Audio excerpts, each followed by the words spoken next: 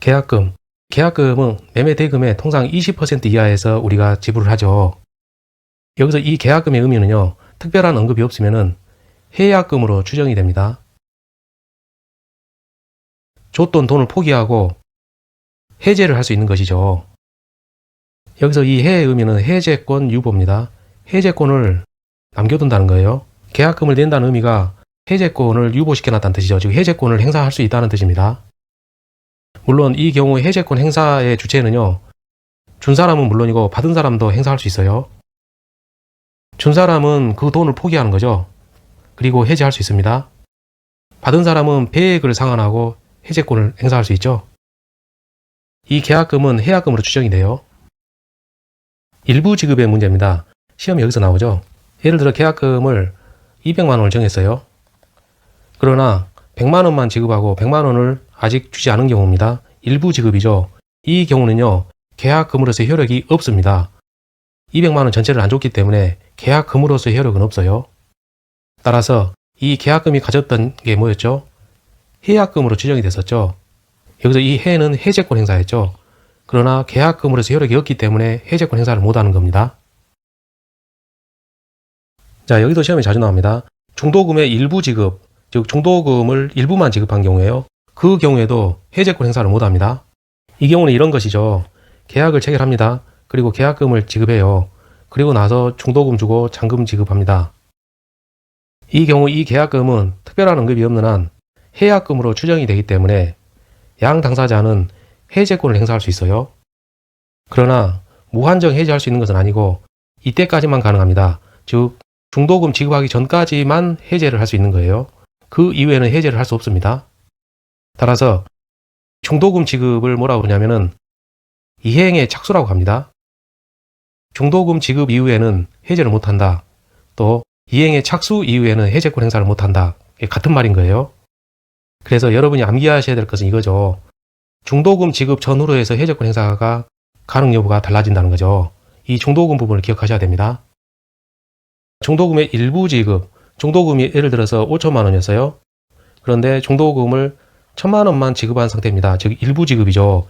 이 상태에서도 이행의 착수로 봅니다. 중도금의 경우에는 일부 지급도 이행의 착수로 봐요. 따라서 이 1,000만 원만 지급한 상태에서, 즉 1,000만 원만 받은 상태에서는 더 이상 해제를 하지 못하는 겁니다. 이행의 착수로 봐서 해제를 하지 못하는 거예요.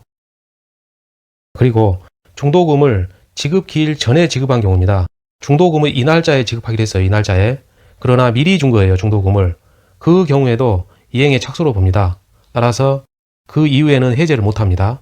중도금을 미리 준 거예요. 그 경우에도 이행의 착수로 봐요. 따라서 그 경우에는 더 이상 해제권 행사를 못합니다. 이 부분도 판례죠.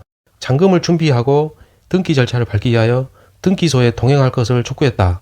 이 경우에도요, 잔금 준비 이 부분에 초점을 맞춰서 이행의 착수로 봅니다. 따라서 이 경우에는 해제권 행사를 하지 못합니다. 잔금을 준비만 했지 아직은 안 줬거든요. 그렇다 해도 잔금을 준비한 다음에 등기소에 동행할 것을 상대방에게 촉구한 경우죠. 그 경우는 착수로 봤어요. 대법원 판례에서 본 겁니다. 따라서 이 경우에는 해제를 하지 못해요. 마찬가지로 잔금을 지급할 준비, 즉 잔금 준비를 갖추고 토지 명도를 요구한 경우에도 마찬가지로 이행의 착수로 봐서 더 이상 해제를 하지 못합니다. 계약금은 특별한 사정이 없는 한 해약금으로 추정이 됩니다. 여기서 해죠. 해의 의미가 해제권 유보거든요. 해제할 수 있다는 거죠. 그런데 그 해제권 행사는 무한정 가능한 것은 아니고요.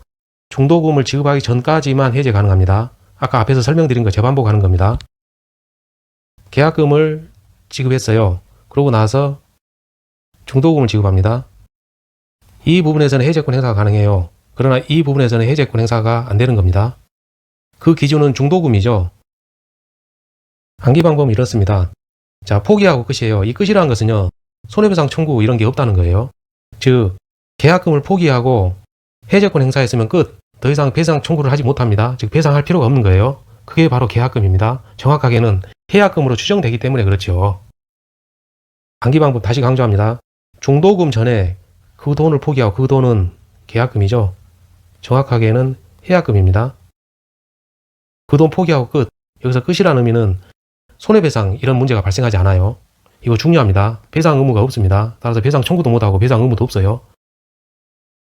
위약금으로 하는 특약, 그런데 경우에 따라서는요, 이 계약금을 위약금으로 한다라는 규정을 두는 경우가 있어요. 별도로 든 거니까 특약이죠. 이 경우에도 여전히 해약금 성질도 있는 것으로 봅니다. 계약금에 대해서 아무런 언급이 없어도 해약금으로 추정이 되는 거고요. 계약금을 위약금이라고 써놔도 해약금 성질도 여전히 있다는 겁니다. 위약금으로 썼으니까 해약금 성질은 없다, 그렇게 생각하면 안 돼요. 위약금이라는 이 문구를 써놓으면요, 동시에 해약금의 성질도 있는 겁니다. 여기서 이 위약금은 이런 뜻이죠. 계약에 위반했을 때는 채무 불이행의 경우 등에는 이 돈을 물어주고 끝내겠다는 거죠. 암기 방법 이겁니다. 몰수당하고 끝이에요. 끝이기 때문에 배상 청구하고 배상 의무하고 그런 건 없어요. 위약금 특약이 있으면요, 몰수당하고 끝입니다. 끝이에요. 배상 청구 이런 게 없습니다. 여기서 이 위약금은요, 손해배상액의 예정으로 추정합니다. 이 말이 좀 길죠. 핵심은 이거예요. 액. 이 액이 뭡니까? 금액이죠. 100원, 1000원, 2000원, 2만원. 이 금액입니다. 이 금액을 미리 정했다는 거죠. 당사자 간 계약을 하면서 한쪽이 위약, 즉 계약을 위반하게 되면은 다른 쪽에 손해가 발생하죠. 그러면 이 손해배상 금액에 대해서 사람마다 보는 관점이 다르거든요. 누구는 1000원이라 그럴 것이고 누구는 2만원이라 그럴 것이고 다 다를 거란 말입니다. 그러면은 이 금액에 대해서 확정하기 위해서 또 소송 걸어야 돼요. 그러나 이러한 금액을 미리 특정해 놓으면은 이 부분 가지고 서로 법정에서 다툴 필요가 없다는 거죠. 왜냐하면 이 금액을 미리 정해놨기 때문에. 따라서 이 위약금은 금액을 예정한 것이다. 금액을 정해놨기 때문에 이 손해배상해줄 금액 가지고 소제기하고 그런 것은 안 되는 거예요. 이해는 됐고요. 우리는 암기해야 됩니다. 문제를 풀 수 있어야 됩니다. 이렇게 하세요. 위약금 나오면요, 자동적으로 몰수당하고 끝 이렇게 하세요. 아니면은 끝 이렇게라도 기억해 놓으세요. 여기서 끝의 의미는 배상 이런 게 없습니다. 손해배상 이게 없는 거예요. 최종으로 암기할 사항, 해약금으로 추정이 되든 위약금으로 하든 손해배상액 추정이든 끝입니다. 끝. 돈 내나 배상 이런 거 없어요. 끝 이렇게 됩니다. 지문이 깁니다. 박스로 바로 들어가시죠. 해지할 수 없다, 해지할 수 없다, 해지할 수 없다. 관련해서 내용 보니까 이 중도금이 지금 키워드입니다. 중도금 지급 이후에는 해지할 수 없다죠. 그 외에 다른 조건은 없어요. 다만 중도금의 경우 중도금의 일부 지급이라도 해지할 수 없습니다. 즉 중도금의 일부를 지급하더라도 그 경우에도 이행의 착수로 봐요.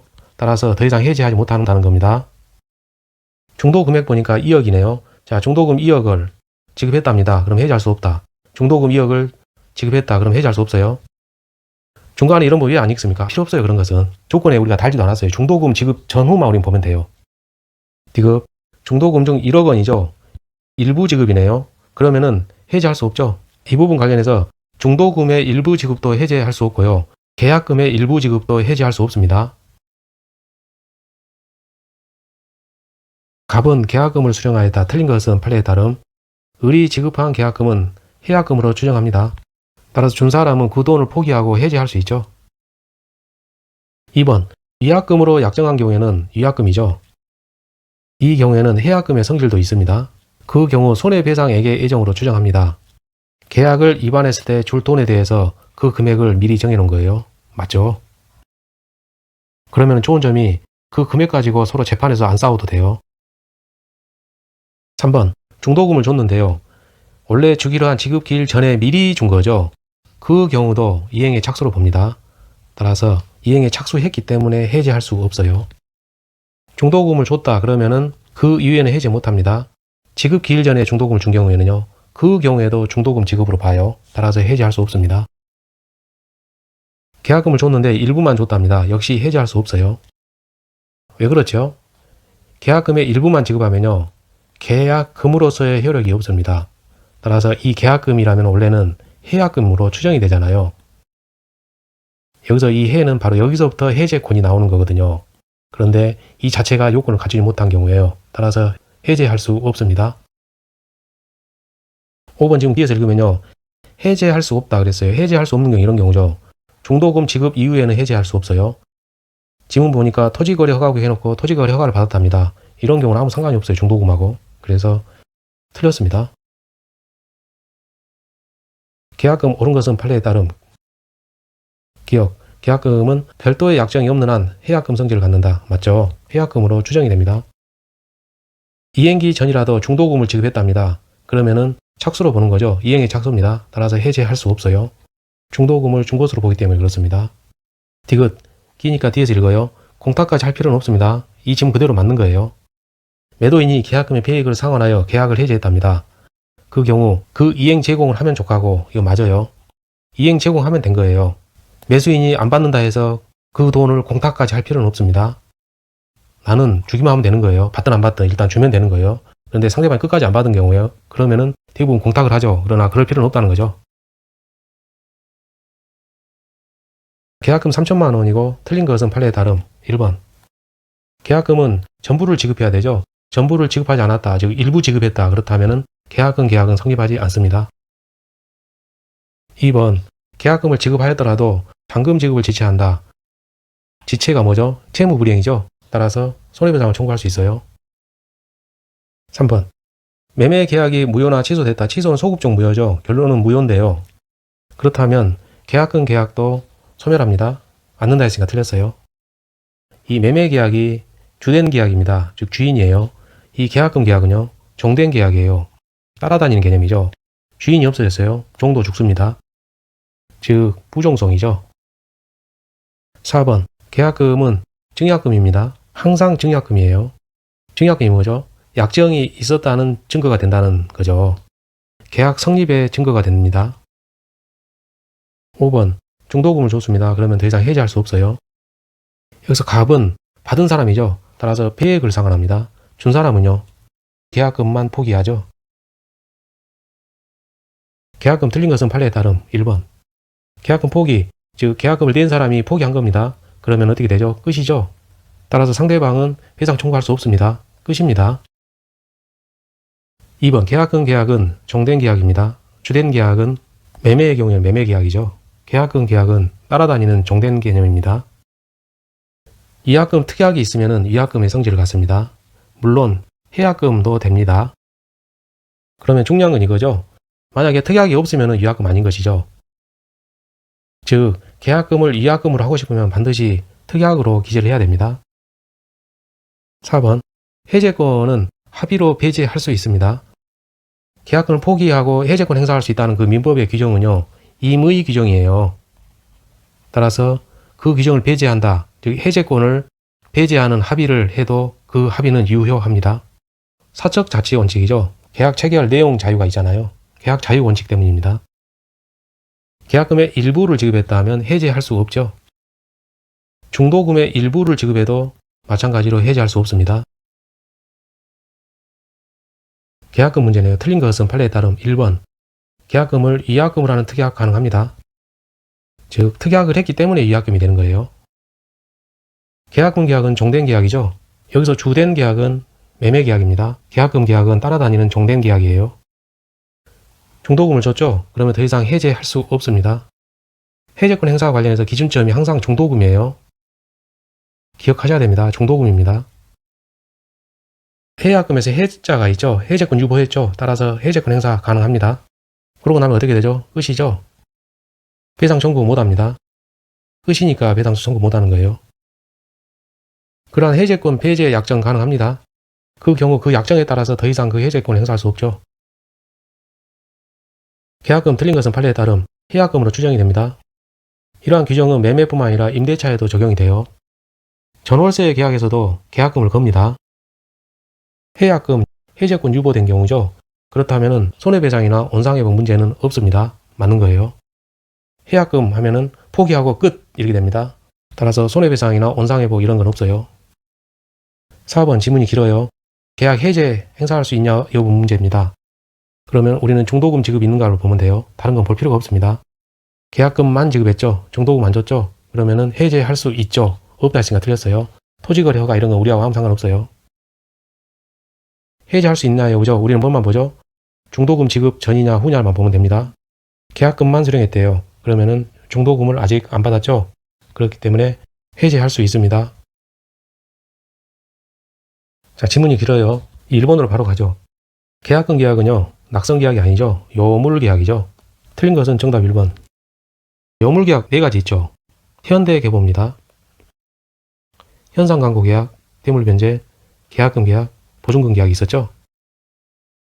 다른 약정 없으면 해약금 추정입니다. 3번 의리 계약금을 지급하지 않았다.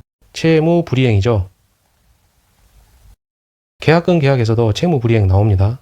지급하지 않으면 채무 불이행 되는 거예요. 그렇다면 갑은 해제할 수 있죠. 중도금을 지급했어요. 그렇다면 더 이상 해제할 수 없죠.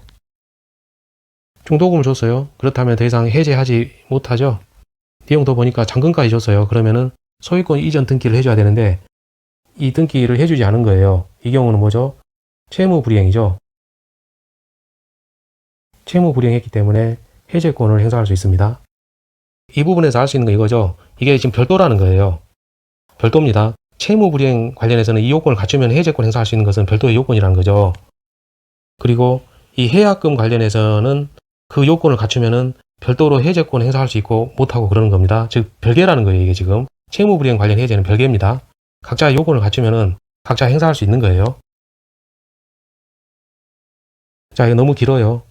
1번으로 바로 가시죠. 계약금은 쭉 보니까 약정은 매매계약이한 종된 계약 맞죠? 매매계약이 주된 계약이고 계약금 계약은 종된 계약입니다. 그리고 이 계약금 계약은 요물계약이죠. 낙선계약이 아닙니다. 현대의 계보 중에 하나예요. 따라서 요물계약입니다. 이건 맞는 거예요. 2번 이행에 착수하기 전이다. 즉 중도금을 지급하기 전이죠. 따라서 해지할 수 있습니다. 맞아요. 을은 매수인이죠. 즉 계약금을 지불할 사람이죠. 즉 여기서는 지불을 했어요. 계약금 1천만 원을 지급했습니다. 따라서 그 돈을 포기하고 해지할 수 있고 끝 이렇게 되는 겁니다. 3번 잔금을 준비했고 등기소 동행을 촉구했다.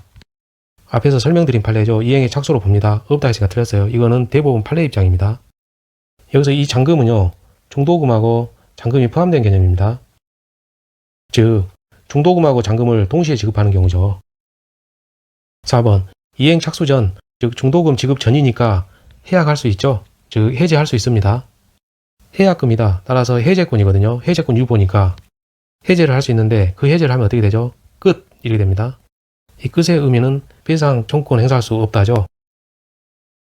5번 의뢰 기책 사유로 인해 매매 계약이 해제되더라도 의뢰 이약금 지급 의무는 인정되지 않는다. 이약금 문제네요. 지문에서 이약금 빨리 봅시다. 계약금 기책 사유로 해제되면 갑이 이약금을 지급해야 된다. 이렇게 돼 있어요. 갑의 기책 사유로 해제되면 갑이 이약금 지급한다 그랬는데 을의 기책 사유로 을이 이약금 지급한다. 이것은 인정되지 않죠. 이 이약금이 특약인데요.